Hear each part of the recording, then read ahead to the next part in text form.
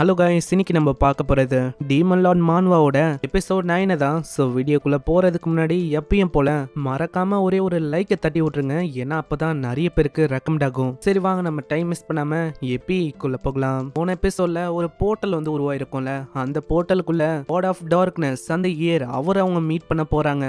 ஏர் இந்த காட் வந்து ஒரு ஈவலான காடு. இவரை பத்தி மக்கள் கிட்ட ஒரு ரூமர்ஸும் இருக்கு. என்னன்னா இவர் வந்து ஒரே ஒரு ஜஸ்டிஸ் ஒண்டி தான் நிலைநாட்டணும் அப்படின்னு பார்த்தாராம். அதாவது யாரோட டெத்னால ஜஸ்டிஸ் வந்து கிடைக்குதோ அது வந்து நடந்தே ஆகணும் அப்படின்னு பாக்குற ஒரு கடவுள் என்ன ஆசைப்படுறாருன்னா, சிம்பிளா யாரு வீக்கா இருக்காங்களோ உங்களை ப்ரொடெக்ட் பண்றதுக்கு அவர் ஆசைப்படுறாரு. இதுக்கப்புறம் அவன் ஃபைனலி ஸ்டெப்ஸ் வழியா அந்த இடத்துக்கு வரான். அங்க காடும் கேக்குறாரு, ஆமா நான் யாருன்னு உனக்கு தெரியுமா? கண்டிப்பா எனக்கு தெரியும், எனக்கு உன்னை நல்லாவே தெரியும். சரி நான் வந்து எப்படி உன்னை நம்புறது? ஏன்னா உனக்குள்ளதான் அந்த பிளாக் ஃபாக் அது வந்து இருக்குன்னு. இதுக்கு ஒரு ரெண்டு வழி இருக்கு. ஒண்ணு என்னன்னா அவரே நம்ம ஹீரோக்கு இதுக்கான கோரை தரணும். ரெண்டாவது நம்ம ஹீரோவை அதுவே ஆட்டோமேட்டிக்கா தேர்ந்தெடுக்கும். அதுக்கப்புறம் ஒரு சக்சஸரா மாறுவான். லாஸ்ட் தான் மர்மமான விஷயம்லாம் ஏற்பட்டுச்சு, அதுவும் அங்க காணாம போச்சு. தாங்க அந்த ஹோலி சோடோட ஹேண்டில் அது வந்து இல்லாம போயிருக்கும். இதுல என்ன ஒரு ஆச்சரியமான விஷயம்னா, நீ கேலனை உன் பக்கத்திலேயே வச்சிருக்க. கேலனை என்னால அவ்வளவு சீக்கிரத்துல கண்டே பிடிக்க முடியல, ஆனா கேலன் உன் பக்கத்துல இருக்கா. அதே டைம்ல அவ அவிக்கணும் ஆயிருக்கா. ஆனா உன்னோட கண்ணை என்னால பார்க்கும் போதே சொல்ல முடியுது, ஏன்னா உன்னோட கண்ணுல ஏதோ ஒரு விஷயம் இருக்கு. நீ இந்த டைம்ல என்ன சேர்ந்தவன் இல்ல. கேட்ட உடனே நம்ம ஹீரோக்கு எதுவும் புரியல. அப்பனா நான் ரீபத் ஆனது வந்து இந்த டைம்ல எனக்கும் உனக்கும் எந்த விதமான சம்பந்தமும் இல்லையா என்ன? அப்போ யாரு தான் என்ன ரீபத் பண்ணா?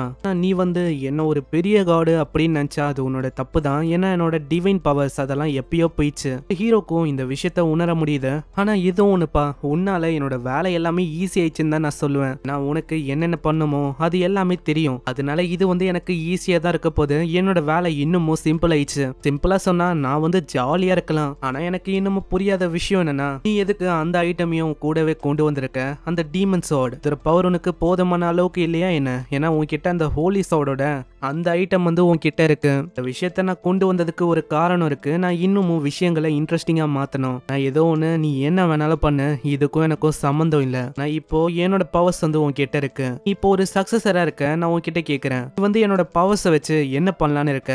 அதுக்கு அவன் பழைய விஷயத்த யோசிக்கிறான். இதுக்கு முன்னாடி அவன் என்ன பண்ணிருப்பானா, அவனோட பிரதர் அவனை ப்ரொடெக்ட் பண்ணும், இந்த நாட்டையே ப்ரொடெக்ட் பண்ணணும்னு சொல்லி உயிரையே விட்டுருப்பான். நான் இந்த வாட்டி லூசுத்தனமா அந்த மாதிரி எந்த விதமான விஷயத்தையும் நான் பண்ண போதில்ல. நான் இப்போ ஆக்சலுக்கான அந்த ரிவெஞ்ச் அதை எப்படியோ நான் கொடுக்க தான் போகிறேன். ஆனா அதையும் தாண்டி இந்த வாழ்க்கையில நான் வந்து நிறைய விஷயத்த ரொம்ப டிஃப்ரெண்டா பண்ண போறேன். ஆக்சலை எப்படியே நான் ஃபேஸ் பண்ண போறேன். அதே டைம்ல பியூரான பவரை எனக்காக, அதாவது என்னோட பெனிஃபிட்டுக்காக வேண்டி தான் நான் பயன்படுத்த போறேன். இது வந்து ரைட்டோ இல்லையோ ஏன்னா நீ டிசைட் பண்ணிட்ட. நான் இதுக்கப்புறம் நீ ரெக்ரெட் பட மாட்டேன்னு என்ன நிச்சயம். அதனால நீ வந்து கொஞ்சம் ஜாக்கிரதையாவே இதெல்லாம் சொல்லணும். இதை பேஸ் பண்ணி தான் உன்னை வந்து நான் கொல்லலாமா வேணாவா நான் விட்டு வைக்க போறேன். நீங்க சொல்றது உண்மைதான். நான் பண்ற விஷயங்களால என்ன மாறுது, என்ன விஷயம் நடக்க போகுது அதை பத்திலாம் நான் கவலைப்பட போதில்ல. அதுக்கப்புறமும் வேற யாரு என்ன சொல்றாங்களோ அது எதையுமே நான் கண்டுக்க போறதில்ல. வெறுமா என்னோட இதையும் என்ன சொல்தோ அதை ஒண்டிதான் நான் கண்டுக்கலான்னு இருக்கேன். இப்ப புரியுதா? நான் வந்து இந்த மாதிரி ஒரு வழியை தான் தேர்ந்தெடுத்திருக்கேன். சரி நீ சொல்லும் போது எனக்கு ஒரு விஷயம் தெரியுது. இதுல ஏதோ ஒரு பிளான் வந்து உனக்கு இருக்கு. அதை வந்து நீ ஏன் எனக்கு சொல்லக்கூடாது? இல்ல அப்படியெல்லாம் இல்ல, எனக்கு பிளான் எல்லாம் ஒன்னும் இல்ல. சரி உன்னோட விருப்பம், ஏன்னா உனக்கு வந்து சொல்லக்கூடாதுன்னு தோணுது. அதனால சரி விடு. எனக்கு எப்படி பார்த்தாலும் இது வந்து ரொம்ப போரிங்கா இருக்கு. நீ வந்து எப்படியே என்னோட பேரை தக்க வைக்க போற. சோ அதனால நான் எதுக்கு கவலை பண்ணும்? அதனால நான் என்னோட டாட்டர் கூட கொஞ்சம் பேசலான்னு இருக்கேன். அங்க இது கேட்டோன்னே அது வந்து கொஞ்சம் ஷாக் ஆகுது. அங்க கேலனை அவன் பிடிச்சிங்கன்னே கேக்குறான். நான் ஆச்சு கேலன், நீ எப்போ இங்க வந்தியோ அப்பத்துல இருந்து நீ ஒரு மாதிரி கம்முன்னு இருக்கு. ஏதோ ஒண்ணு உன்னை வந்து நான் இப்படி பாக்குறதுக்கு ரொம்ப சந்தோஷமா இருக்கு. ஒரு வயசானனால நீ வந்து நல்லாவே க்ரோன் போயிட்ட போல. ஆனா இப்படி பார்க்கும்போது எனக்கு வந்து உன்னை கிஸ் பண்ணணும்னு ரொம்ப ஆசையா இருக்கு. நான் என்ன ஒரு விஷயம்னா, உன்னோட சின்ன மாஸ்டருக்கு என்கிட்ட எந்த விதமான பொருளும் இல்ல கொடுக்கறதுக்கு ஒரு கிஃப்டா. நான் நீ ஒன்னும் கவலைப்பட வேணாம், உனக்காக நான் கிஸ்ஸ வச்சிருக்கேன். இந்தா. அட இவருக்கு பைத்தியம் போச்சுக்கிச்சுன்னு நினைக்கிறேன். மாஸ்டர் நீங்க என்ன பண்ணிருக்கீங்க? தயவு செஞ்சு வந்து காப்பாத்துங்க. ஆனா பாவம் நம்ம ஹீரோவால அங்க எதுவுமே பண்ண முடியல. ஏன்னா டாட்டர் ஃபாதர் ரிலேஷன்ஷிப் இங்க போயின்னு இருக்கு. இப்படி இவங்க கிஸ் பண்ணலான்னு போகும்போதே அங்க ஏதோ ஒரு ஃபார்மேஷன் கிரியேட் ஆகுது. கேலனுக்கு இதனால ஒரு பாடியே கிடைக்குது. அட எப்படி என் கிட்ட இப்போ ஒரு பாடி இருக்கு. ஹீரோவும் அவனோட லைஃப் எனர்ஜியை செக் பண்ணி பாக்குறான். ஆனா லைஃப் எனர்ஜி அங்க குறையவே இல்ல. நீங்க வந்து எதுக்காக இப்படி பண்ணீங்க? என்ன நான் சிம்பிளா என்னோட போர்ஷன் ஆஃப் லைஃப் எனர்ஜியை உனக்கு கொடுத்தேன். இது கண்டிப்பா உனக்கு யூஸ்லெஸ்ஸாலாம் இருக்காது.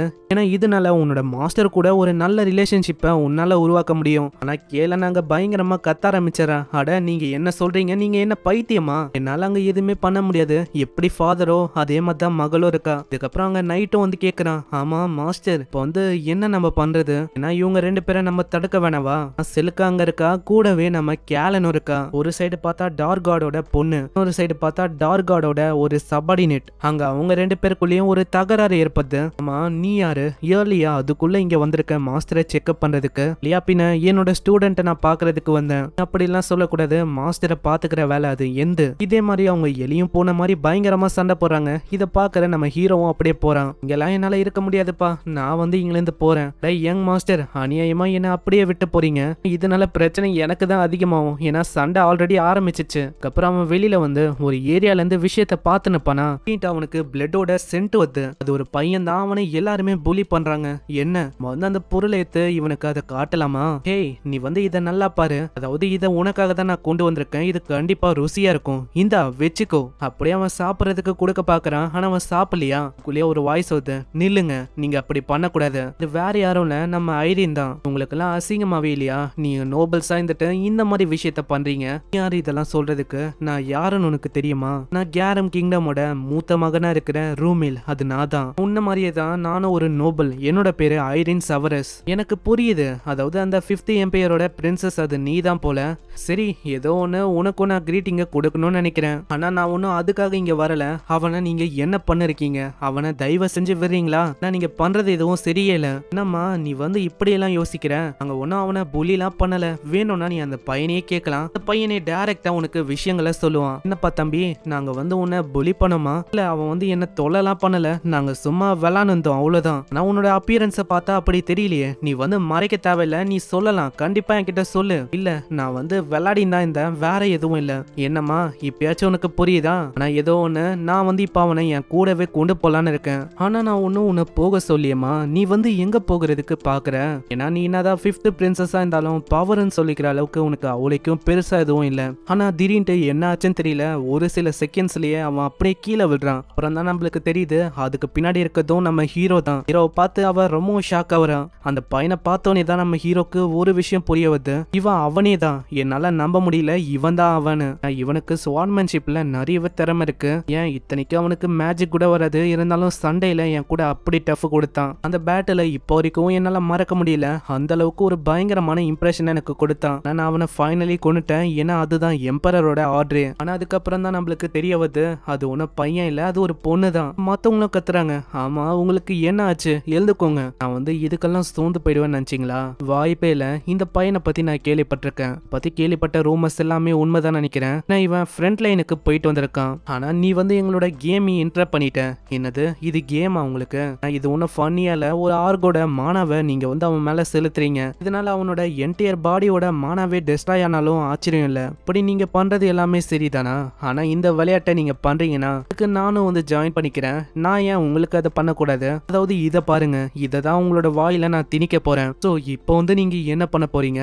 வாயை திறங்க. வந்து தயாரா இருக்கேன் உங்களோட வாயில திணிக்கணும்னு. அதுக்கப்புறம் அந்த பொண்ணு அவங்க ட்ரீட் பண்றாங்க. ஆனா வெளியில இருந்து பாக்குறதுக்கு அவளுக்கும் தெரியல. உள்ளுக்குள்ள நல்லா ட்ரீட் பண்ணாதான் அவளுக்கு ஏகப்பட்ட ஊன்ஸ் இருக்குன்னு தெரிய வருது.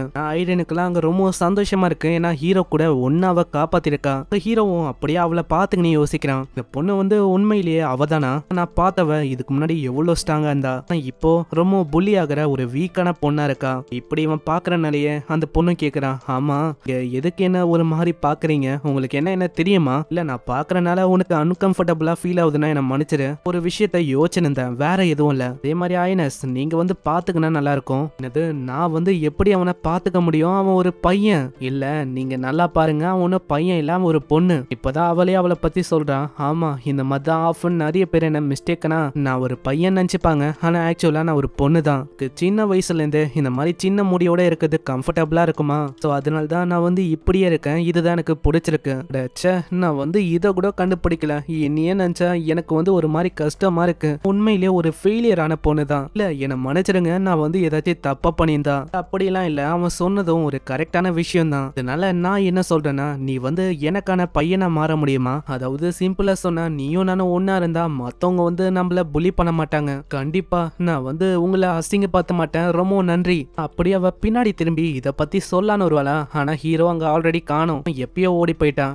என்னோட வேலை வந்து மூஞ்சி போயிடுச்சு, ஏன்னா இப்படியே அவளை காப்பாத்திட்டேன். எனக்கு இப்பதான் எல்லா விஷயமும் புரிய வருது. பின்னாடி அதே பையன் தான் இருந்திருக்கான். அவன் பண்ண வேலையால இந்த பொண்ணோட மேஜிக் பவர் அது வந்து பறி போயிருக்கு. இதுக்கப்புறம் தான் அவளோட கான்பிடென்ட்டை ஏத்தணும்னு சொல்லி நிறைய விஷயத்த பண்ணி அவ ரொம்ப ஸ்ட்ராங்கான ஒரு ஸ்வாட்ஸ்மேனா மாறி இருக்கா. ஆனா இப்போ அப்படி நடக்காதனால அவ இன்னமும் மானாவோட வேற லெவல்ல ஃபியூச்சர்ல மாற போறா. சோ யாருக்கு தெரியும், அவ கூட சண்டை போடுறதுக்கு எனக்கே ரொம்ப கஷ்டமா இருக்கலாம் ஃபியூச்சர்ல. அதுக்கப்புறம் நான் செரிகாவை பார்க்க வந்தேன். செரிகா எனக்கான ஃபர்ஸ்ட் ஆர்டர் கொடுத்தா, அதாவது என்னோட ஃபர்ஸ்ட் அசாசினேஷனுக்கான மிஷின், அதுவும் பியூரிஃபிகேஷனோட பேர்ல. இந்த மிஷின் ஆர்கனைசேஷன்ல வந்தோடனே இது வந்து எனக்கு கிடைச்சிருக்கு. சோ இது நீங்க நினைக்கிற மாதிரி இருக்க போதில்ல, இது ரொம்ப கஷ்டமா இருக்கும். சோ இப்படி இவன் சொல்றதோட எங்கேயே இந்த எபிசோட முடியுது. சோ மறக்காம கீழே ஒரு லைக் போட்டுருங்க, ஏன்னா அப்பதான் நிறைய பேருக்கு ரெக்கமெண்ட் ஆகும். அதே மாதிரி நம்ம சேனலுக்கு இது வரைக்கும் நீங்க சப்ஸ்கிரைப் பண்ணலையா, சப்ஸ்கிரைப் பண்ணிக்கோங்க. நான் உங்களை நெக்ஸ்ட் எபிசோட்ல சந்திக்கிறேன். தேங்க்யூ ஃபார் வாட்சிங். சைனரா.